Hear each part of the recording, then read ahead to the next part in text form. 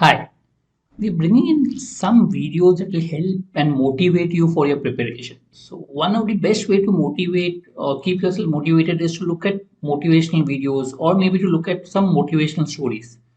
So, here are a few short stories and quite motivational. The idea is, not to give up. Keep trying till you not give up. We'll come up with a few stories that will help you understand what it takes to be successful. Okay, so today's story is Stephen King. Let's try to understand who he is or what he is. I mean, he was after all the education, he wanted to tried to be a teacher, but he did not get a position of a teacher. He applied for being a position of a teacher, but did not. He took a job in a laundry and wrote in the spare time. He wanted to write books, so he wrote books. So he took a job and started writing. But unfortunately, he got rejected. He finished his first novel, rejected 30 times. He went to different places, and he always was rejected as such. As a matter of fact, he was so dejected that he threw his book away. In the dustbin, saying that nothing is going to happen after so many rejections. It's like not possible to do anything as such. But his book was finally published and became a bestseller. The first book that he wrote, Carrie, and became a best-selling author.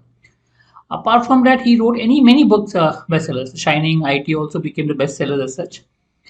His lot of his books have gone to movies and TV series. Stephen King is a well-known. If you just Google it off, you'll come to know that a lot of his books have gone to become movies, TV series.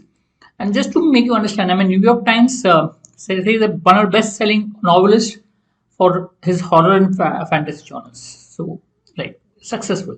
400 million copies sold of his novels.